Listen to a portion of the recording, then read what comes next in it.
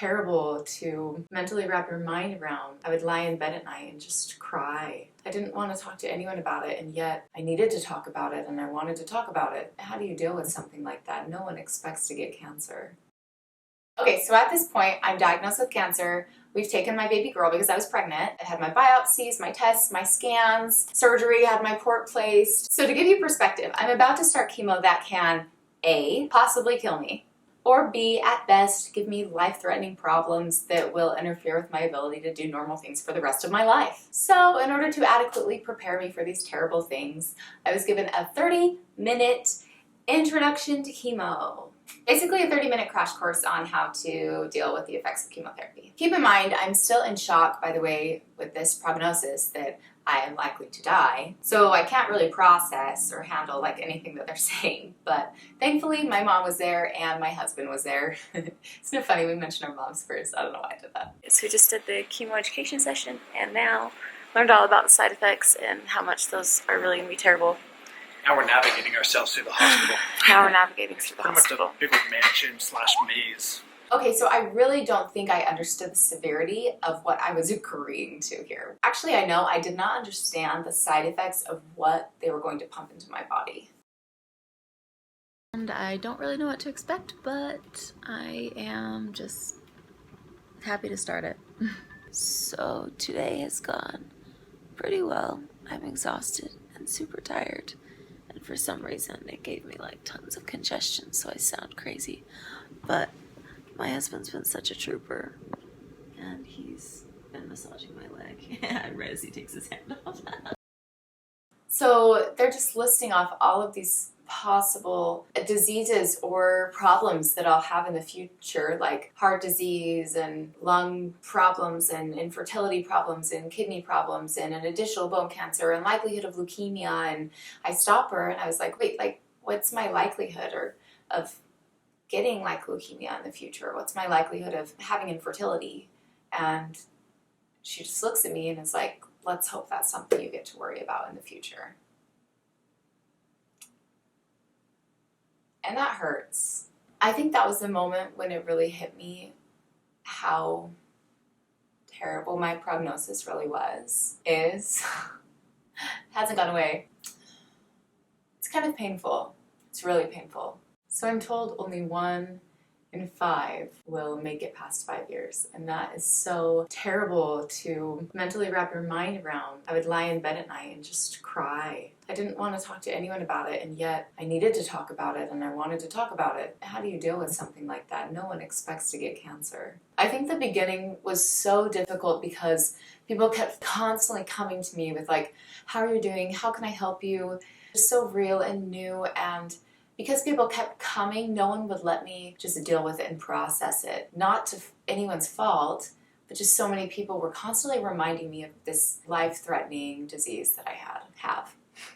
I think one of the hardest parts is that people would come to us in their different stages of grief when I just needed to move on from it. Like, my mom answered the door at one point. She's just like, hi, how are you? Come on in. And they're like, well, you're chipper considering the situation. And it's just people come to you right in that immediate moment when it affects them. And even though you're trying to, like, I'm not always depressed. I don't cry 24 hours a day. People just come to you in that heart-wrenching emotional moment, and it just reminds you of this terrible disease you have and you can't get past it. Right now I feel like I'm in a great spot, but it took a long time. It's been a year now.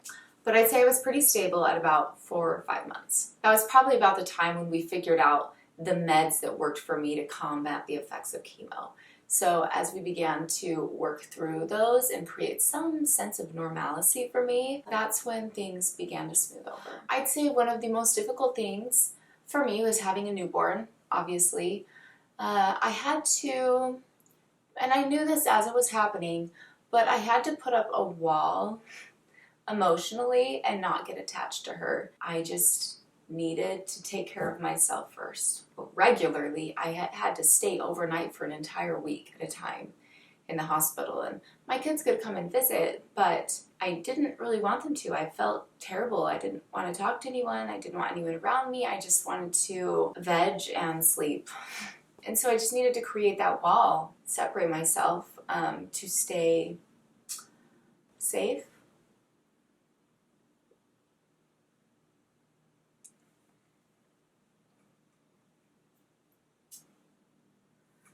The idea of leaving my son was already so hard that to introduce another child into that mix that I would have to leave was so scary and hard. And I didn't want more of that pain. When you're diagnosed with cancer, there's this community that just comes out of the woodwork. We especially found this group through Facebook that was all about Ewing sarcoma that gave me a sense of, gave me somewhere to ask questions. I instantly had this group of friends who were either going through the same thing I was or had already gone through it.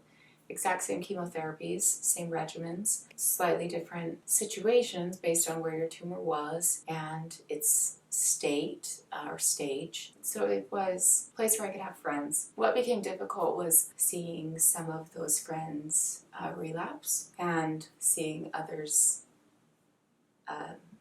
die. I can't even look at the camera.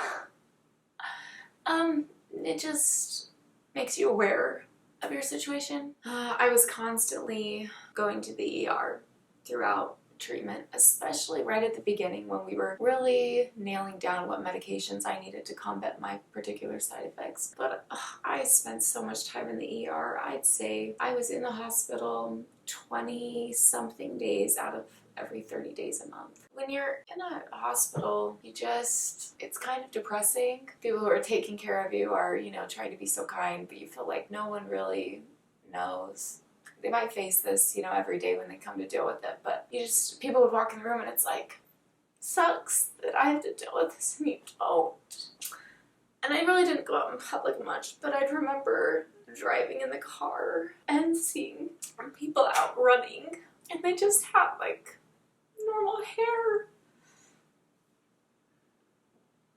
And I remember thinking, you don't have to deal with cancer, like why do I?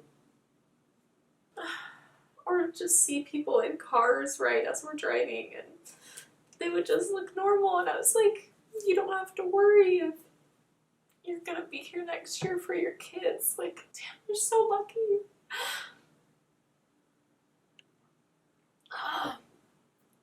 What I've since come to realize is how so many people have hard things we don't see. So as I began to realize that mentally, I came to a better place. Even now, as I verbally say that, it like re-centers me and I'm like able to talk a little bit better again. A couple more things about prognosis and then we'll move on to the next video. But one thing that was really hard for me were nights. Nights were so difficult. They were so long. Whenever I would try to sleep, I could no longer control my body temperature. Something about how the chemotherapy drugs send you into menopause, messes with your hormones. I would just sweat. I literally would wake up. The bed was completely drenched. My covers were completely drenched. I could never wear clothes because they were completely drenched.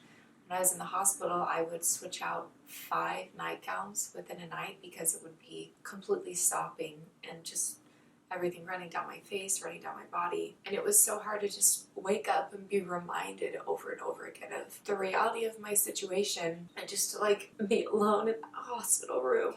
Okay, so I think that's what I'm going to share with prognosis. So rough beginning for sure, right? Not an easy way to start off. Alright, so next video will be all about chemotherapy and what that is like, and it is a cool video. So if you haven't yet, subscribe, hit the notification bell, and make sure you follow up above. I think it's on this side. So click the next link, I'll tell you all about what chemotherapy is like for Ewing sarcoma bone cancer. See you in the next video.